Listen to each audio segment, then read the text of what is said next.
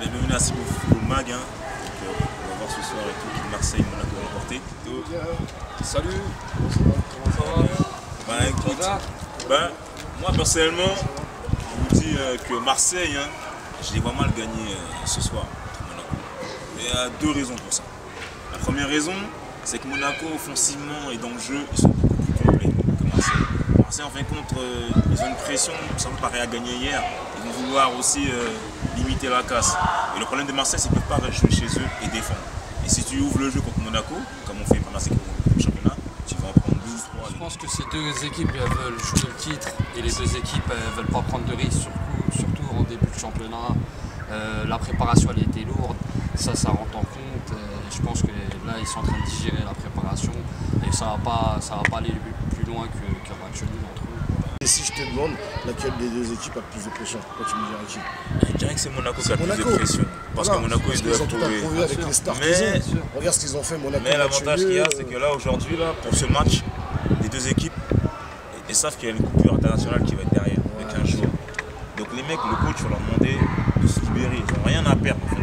Tu vois, si jamais, en plus, tu sais que Paris a gagné, donc ils sont revenus à un point, tu fais un nul, Paris ils vont prendre une petite équipe la semaine prochaine, dans 15 jours. Le calendrier, c'est le début de la Ligue des Champions. Marseille, s'il doit faire le trou, gagner des points, c'est maintenant. Parce que Paris et Marseille, contre Monaco, sont en difficulté par rapport à la Ligue des Champions. Donc Monaco, ils peuvent se permettre de même faire un nul. Donc Marseille a intérêt à jouer. Et quand tu joues contre une équipe de Monaco qui est forte en contre, et avec des mecs vraiment des vrais buteurs, tu vois, qui marquent 3-4 buts dès que tu joues l'espace, tu te mets en difficulté. Donc, de toute façon, c'est là qu'on va voir si Marseille vraiment peut tenir la route sur ce match-là. C'est là qu'on va voir. C'est quand même le début du championnat, donc il n'y a pas trop d'enseignements. À partir de septembre, octobre, là, toutes les équipes sont engagées. On en a quand même quelques-unes. Oui, il y a toujours Paris, progressivement, ça commence à arriver, avec des matchs difficiles, compliqués, contre toutes les équipes qui sont regroupées, qui défendent à 9, 10. Et ça, Paris, ça va être toute la saison, ça va être comme ça. Je pense pas que... Monaco, c'est pas. Monaco, comme Toulouse, c'était pareil. Ils ont joué à 10 derrière, Toulouse. Hein. Moi, je pense que Marseille, ils vont mettre le ton sur le physique. Sur le physique, duel, le contact. sur les contacts, c'est peut-être l'erreur. C'est peut-être l'erreur quand tu as des joueurs techniques en face de toi comme ça. Mais est-ce que sur 90 minutes, ça peut tenir? C'est ça qu'il faut voir. Parce que quoi qu'il arrive, les Monégasques ils vont faire des actions de génie, ils vont marquer. Mais quand même, il y a du répondant en face quand même. Payet, Valbuena. Payet, ça fait 2 matchs qui font pas grand chose. Et en plus, il faut dire Marseille comparé à l'année dernière, là ils ont débuté avec une osmose au sein de l'équipe. Bien sûr, ça se voit, ils s'entendent bien. Tandis que Monaco, c'est pas qu'ils sont en rodage, mais ils sont en attente, en apprentissage de la cohabitation tous entre eux. Tandis que Marseille, ils l'ont déjà. En plus, il y a un truc, c'est que lui, Monaco, ils l'ont déjà. C'est important ça dans une équipe, l'esprit d'équipe, tout ça. Et là, ça commence à être un peu meilleur pour Monaco au niveau de ça. Mais je pense que ça va jouer plus dans le mental, comme a dit Hamza, dans le contact, dans le duel. Et pour Marseille, hein. Après je pense que Monaco a ses armes. Et Monaco pour eux c'est vraiment le challenge idéal. C'est-à-dire que là, ils battent Marseille ce soir, bien sûr. Ils annoncent la couleur pour tout le championnat. C'est-à-dire que tout le monde sait que c'est pas Paris l'équipe qui va faire peur, ce sera Monaco. Parce que Monaco, je suis pas avec des champions. Mais tout le monde se dit que s'il y a des points à prendre et à éloigner, c'est maintenant. Parce que tu laisses Monaco dans les 3 premiers jusqu'au mois d'octobre-novembre, c'est fini. Hein. Mais je pense qu'une équipe comme Monaco, ça ne la dérange pas cette année vraiment de ne pas avoir le titre. Ah, je crois pas. Je pense pas. Ils sont pas venus pour ça. Je pense pas qu'ils sont la première année, ils misent sur ça. Ils essayent d'être à la 2e place pour être qualifiés directement à la Ligue des Champions. Mais ça. Quand tu écoutes les discours, c'est pas ça. Hein. Oui, bien sûr. Que ça soit Toulalan, que ce soit Abidal. Si vous dites que. Toi, tu dis que Monaco, ils ont un super jeu. Vous me dites qu'ils ont des super vérités. Qui joue vraiment l'offensif, technique, tout ça. Mais moi j'ai vu Monaco, j'ai vu les matchs de Monaco, défensivement, ils sont pas aussi carrés qu'on pourrait le croire. Donc ils peuvent aussi prendre des buts. Mais ils n'ont pas concédé beaucoup d'occasions. Oui, parce que les équipes, ils ont peur de jouer. Voilà. Tu vois, les équipes ont peur de jouer, tous ils jouent pas. Montpellier, ils ont joué un petit peu en première mi-temps, mais les autres, ils jouent pas. Regarde, Bordeaux, ils ont essayé aussi, c'était compliqué. Marseille, ils vont vouloir s'imposer, ils auront des occasions. Avec André Ayou, avec Payet, ils auront des occasions. Ce qu'il faut savoir aussi, c'est que Moutinho, il est de retour. Et Moutinho, lui, va tenir la balle au milieu de terrain. Il va la tenir. Et donc, est-ce que Marseille, ils vont pouvoir. Personne ne sait comment il joue, Moutinho. On n'a jamais vu jouer. Ils n'ont aucune idée de comment je pense qu'il a un plan en plus. Voilà, les gens ils parlent plus de Falcao, mais je pense qu'il y a plus un plan Moutinho ce soir. Et James Rodriguez. Ouais, mais sur le côté, voilà, ça aussi. Le danger, il sera de partout, mais la clé, je pense que ça va être Moutinho. Et Moutinho, si il arrive à déployer son jeu, je pense que ça peut être dangereux, parce que les appels incessants de Falcao, de James Rodriguez, de Carrasco, ça va vite. C'est tout sur les côtés. Il a été aussi malin, l'entraîneur de Monaco, c'est qu'il a laissé Rivière sur le banc de touche, et donc il peut le faire rentrer en cours de match, et ça aussi, ça peut faire mal. C'est un bon killer, parce que Marseille n'a pas de banc. Il n'y a rien sur le banc pour l'instant. Ils ont vendu Kadir. Le prêt de Kadir. Il n'y a pas grand chose. Amalfitano qui est en Angleterre. Mais Jordan Ayou, il va aller à Bastia. On annonce à Bastia. Jordan Ayou, donc ça fait beaucoup. Et en plus, il reste quelques heures pour la fin du mercato. Bon, on annonce qu'ils ont trouvé un accord avec Thauvin. Mais le club lillois est prêt à le vendre. Donc je pense que Marseille, ils ont tout misé sur ce joueur-là. Ils auraient peut-être dû miser sur Gomis. Moi, je pense qu'ils auraient dû prendre un mec comme Gomis qui coûte 5 millions aujourd'hui. 5 millions aujourd'hui, Lucas est prêt à le mettre. Donc Gomis 5 millions à Marseille, quand tu sais que tu vas jouer en Ligue des Champions contre des grosses équipes. Bien sûr, je pense que voilà. Mais je pense que leur priorité c'était de renforcer, vu qu'il y avait le côté Payet, ils voudraient avoir le pendant à gauche avec Thauvin.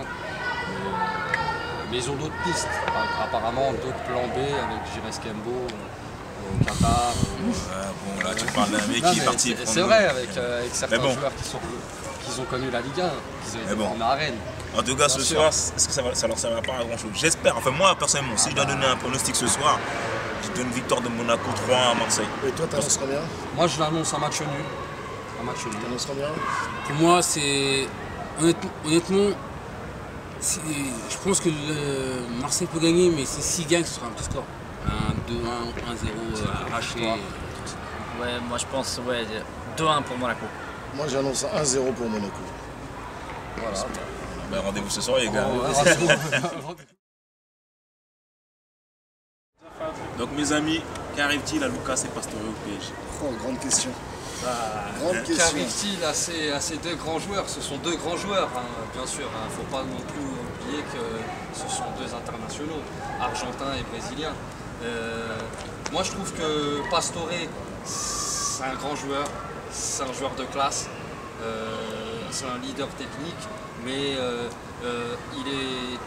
il est dans un stade où il est un peu chahuté, où il gère un peu, et on a bien vu que l'année dernière, il a beaucoup calculé certains matchs.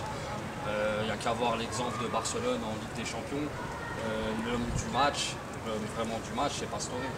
Donc, et pour revenir à Lucas, je pense que voilà, c'est un peu comme Lucas Pastore. Après, ça joue aussi leur prix de transfert. Parce que je pense que s'ils auraient été achetés 22 millions, 15 millions, on n'aurait pas fait autant de boucan que ça. Mais là, vu le prix du transfert 40 millions, je pense que c'est par rapport à ça qu'il y a beaucoup de débats. C'est recentré sur eux. Moi je pense déjà Pastore c'est un cas particulier parce que Pastore en fait c'est un joueur où, tu vois, je vais le comparer à un moteur diesel. Lui il met du temps avant de prendre sa vitesse de croisière, mais je pense que ça va venir parce que déjà Laurent Blanc il dit qu'à l'entraînement il est là, il est bon. Il est de mieux en mieux. Voilà, donc faut attendre un peu, même si après c'est le football du haut niveau. Aujourd'hui, il laisse pas le temps aux joueurs d'acquérir leur pleine forme. Donc mais le truc c'est ça. On sait que lui, il lui faut des matchs, il lui faut des compétitions, il faut des grosses équipes pour qu'il soit là. Donc il faut attendre un peu, je pense, même si ils vont pas trop attendre longtemps parce que. Et Lucas. Voilà. Et Lucas, lui, moi je pense qu'il est jeune. Il arrive dans une équipe, il y a beaucoup de stars. Donc lui aussi, il faut qu'il s'adapte et en plus il faut qu'il apprenne parce que le style européen c'est pas du tout comme le style sud-américain et voilà, faut qu'il s'adapte, faut qu'il travaille. Moi c'est comme je vous ai dit, j'ai pas la même culture que vous. Moi quand je regarde ces deux joueurs là, j'ai l'impression que ces deux joueurs fonctionnent à l'affectif. s'ils n'entendent pas les je t'aime, ou t'es bien, ou tout va bien, ben le rendement n'est pas le même. Je pense que c'est un peu tous les joueurs de foot maintenant. Non, mais surtout eux, parce qu'ils sont jeunes. On les a pris, on les a sortis de leur cocon, on les a ramenés à un endroit qu'ils ne connaissent pas. Ils ont besoin de ressentir Pastore, il était cet engouement. Excusez-moi de vous couper, les gars, mais j'ai l'impression que Pastore, son seul meilleur match, c'est quand sa mère était dans les tribunes. Non, mais vous vous souvenez ou pas? Non, mais vous vous souvenez ou pas? J'ai l'impression que c'est le seul moment, c'est le seul jour où il a donné le meilleur. On va pas faire venir sa mère tous les jours dans les tribunes. C'est le seul match référent de Pastore, quand sa mère était dans les tribunes. Je pense que celui de ce transfert, 45 millions quand même, c'est un gros transfert. De plus, je ne vois pas quand il persiste à faire jouer sur le côté. Le sort pour moi, c'est pas un joueur de côté, c'est pas un joueur qui doit jouer sur le côté, il n'a pas le coffre, il n'a pas le coffre pour jouer sur le côté. Selon moi. Et en plus de ça, 45 millions, c'est un gros transfert quand même, c'est un transfert important. Alors qu'à 39 millions, t'as quand même un mec comme Romero quand même, c'est quand même autre chose. C'est un attaquant, c'est un milieu de terrain. Pastore quand même, c'est pas le même âge aussi. À Palerme, c'était un 9,5. Oh, c'est à Palerme. Non, mais à Palerme, donc tu l'as recruté en tant que 9,5, ça joue aussi. Et le tacticien, il en pense quoi? Moi, franchement, je vais vous dire une chose, c'est simple. Pastore, c'est un 10 à la base. Mais le gars, aujourd'hui, physiquement, il y a un problème mental et physique. Je suis désolé, au prix où on l'a payé, certes, mais c'est un mec qui a quand même joué la Coupe du Monde avec l'Argentine en 2010. C'était l'équipe de Diego, mais sinon il a fait banquette. C'est quand même un joueur qu'on attend, qu'on annonce comme un grand. Il a eu une année complète pour s'adapter. Deuxième année, il choisit ses matchs. Quand c'est la Ligue des Champions, il joue. Et quand il y a eu Comboire, il ne voulait pas jouer. Dès quand Ancelotti est arrivé, il a commencé à jouer. Ancelotti a dit tu vas à droite, il va à droite. Au début, il ne voulait pas le faire. Ensuite, on apprend qu'en dehors du terrain, il a une vie un peu, voilà, et il ne respecte pas les règles de vie, et sa copine est toujours fourrée dans sa chambre. Personnellement, je le mettrais sur le banc. Quant à Lucas, c'est-à-dire que Leonardo, c'est un bébé. Leonardo, il a pris son jouet, il l'a ramené. C'est un joueur prometteur, comme tous les joueurs qu'on a entendus au Brésil. Sauf que il parle que brésilien, il ne parle pas français. Tu mets un coach. Il y avait avant les autres joueurs qui étaient là, il lui parlait un petit peu. Il y avait Leonardo qui faisait la transition entre les deux. Leonardo parti, il a perdu son père spirituel, il s'est plus où il est et Laurent Blanc il ne part pas avec lui. Il n'y a qu'à voir le match d'hier. Laurent Blanc il lui fait des signes. Voilà, mais parle-lui. Tu lui parles en anglais, en espagnol, il va comprendre. Ouais, mais tu lui dis voilà, il comprend rien le gamin, il a 21 ans. Et en plus de ça, même avec le Brésil, il ne joue pas. Quand tu vois qu'un mec, au bout d'un an, presque un an qu'il est là, le seul dribble qu'il a, c'est faire tac et rentrer à l'intérieur. Je suis désolé, si tu vois que c'est pas son poste de jouer au milieu de terrain, même attaquant que le joueur. Après, est-ce que c'est pas aussi il faut quand même prendre compte l'acclimatation. L'adaptation, c'est pas pareil. C'est pas pareil. Avec Laurent Blanc, ça va pas les favoriser. Comme disait Hamza, c'est pas pareil. Laurent Blanc, ça les favorise. C'est autre chose, il faut qu'il digère le truc. Le niveau sud-américain et le niveau européen, c'est pas la même. Et en plus, voilà, il n'a pas encore la culture tactique, il n'a pas le sens du placement. Au Brésil, c'est foufou. Et moi, j'ai vu des matchs à lui, à Sao Paulo, c'est un joueur, en fait, il balayait tout le terrain à gauche, à droite, devant. Il y a des problèmes tactiques aussi là-bas, et les défenses sont très lourdes. Et là aujourd'hui, t'as vu, là c'est quoi qu'on lui reproche? On lui reproche de ne pas accrocher son côté droit. C'est ça qu'on lui reproche, à dire que c'est un problème tactique. Mais ça c'est simple, un vrai genre de foot. Quand tu as été attaquant, tu sais que tu dois rester dans la zone de vérité pour marquer. Quand tu as un genre de pouvoir, quand tu l'as été, tu as joué au foot. Mais c'est pas son habitude. Tu sais que tu dois rester. On a plus ou moins tous joué au foot, pour certains à des niveaux différents. Mais quand tu as un genre de pouvoir, tu n'as pas besoin de te dire déborde centre. Tu le sais que tu dois déborder centré. Le mec il en a un contre un. Il ne fait même pas la différence, il n'ose même pas dribbler le défenseur qui est en face de lui, il revient dans l'axe et ça sert à rien. En plus, Paris joue des équipes de série, il faut écarter le jeu, il n'écarte pas. Alors que quand tu as un mec comme Enes et Lavezzi, il pique. Je pense pas que Laurent Blanc va les favoriser les deux joueurs, parce qu'on sait tous que sa priorité à Laurent Blanc, c'est de recruter Yohan Cabaye et de former un milieu de terrain avec Matuidi, Mota et Cabaye. Et ensuite, il y a Menez qui revient. Menez qui revient, mais quoi qu'il en soit, il voudra garder son style à lui, Laurent Blanc, et c'est le style qu'on reconnaît chez beaucoup d'entraîneurs français, c'est le style défensif, de moi je dirais aussi la malchance en fait qu'ils ont, Pastore et Lucas, c'est que voilà, ils sont dans une équipe où les dirigeants et où l'entraîneur ils n'ont pas le temps.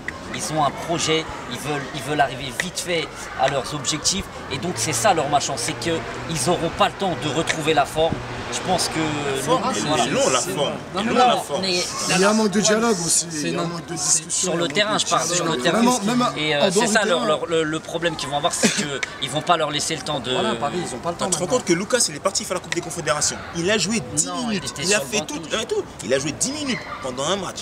10 minutes. Il a fait toute la prépa avec le Brésil. C'est-à-dire que le mec, il est frais. Il est pas fatigué. Il arrive là. Non, mais il arrive. Il avance pas. La saison où il arrive. Il avance pas. Il arrive en moitié de saison. c'est- Il arrive en ouais. moitié de saison. Il avait accumulé déjà quand même. mais il est temps de se reposer, Une là. quarantaine de matchs au Brésil. Et je pense que c'est plus.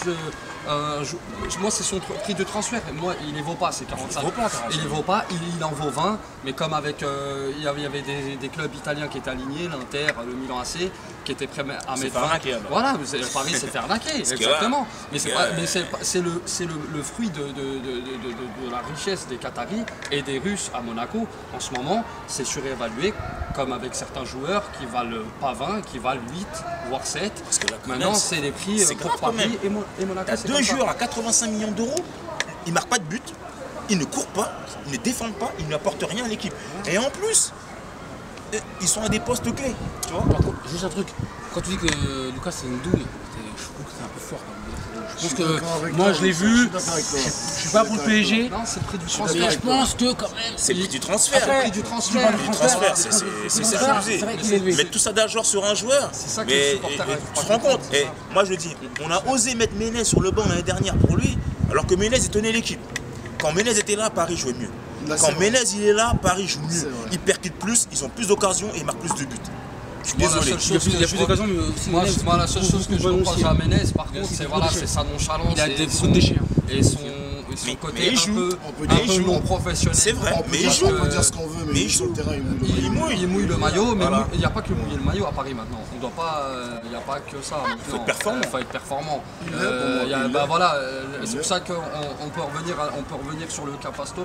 En une touche de balle, on a vu au New Camp que c'était quoi un joueur de haut niveau. Tu viens de le dire, au voilà. New Camp. Le gars il peut pas jouer Voilà, un match bien sûr. dans l'année.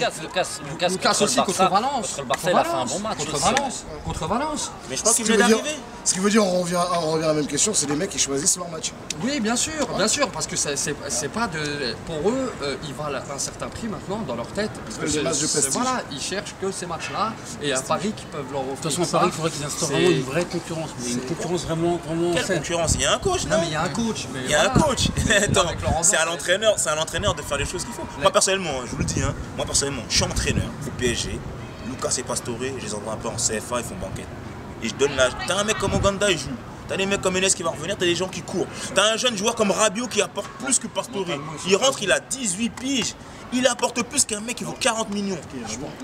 Si tu fais ça à Pastore et à Lucas, les détruis. mentalement, tu les détruis. Tu les détruis. Non, Moi, c'est c'est ça, ce tu que je les dis, c'est envoies des mecs qui ailleurs. c'est sont un investis. investissement que tu as fait. Si tu calcules les deux joueurs, c'est à L'investissement, c'est 90 la gagne, hein. Ah, mais c'est 90 Parce que millions d'euros quand même. si jamais au mois de décembre, Paris, ils ont pas remporté, ils sont 3e ou 4e parce que ces mecs-là, ils n'ont fait pas des matchs ou qui passent à premier tour de la Ligue des Champions. Non, ils seront pas. Et je pense pas que Nasser il va aller dire à Laurent Blanc, mon ami, c'est pas grave que tu aies laissé Lucas et Pastore faire n'importe quoi. Là, on parle de tout, mais il y a un autre sujet qu'on n'a pas évoqué. Et ça se trouve que le fait que tous les joueurs soient comme ça, ils n'étaient pas comme ça quand Ancelotti. C'est-à-dire que Laurent Blanc, il n'a pas la carrure, il n'a pas la stature. Bien c'est-à-dire. sûr, mais c'est Ce pas. qui veut c'est dire, pas les le même mecs, niveau, vous c'est prenez pas tous le ces même joueurs-là, quand ils sont face à un mec comme lui, c'est comme s'ils étaient face à un mec quelconque. mais en Mais fait, pour moi, tant qu'est-ce que tu veux écouter un entraîneur comme ça, tu lui portes aussi une pour ça- crédibilité. c'est ça Quand que t'as les eu, gens, quand t'as eu du caviar et maintenant que t'as des œufs de limpe, je veux pas critiquer Laurent Blanc, et pour moi c'est comme ça. Les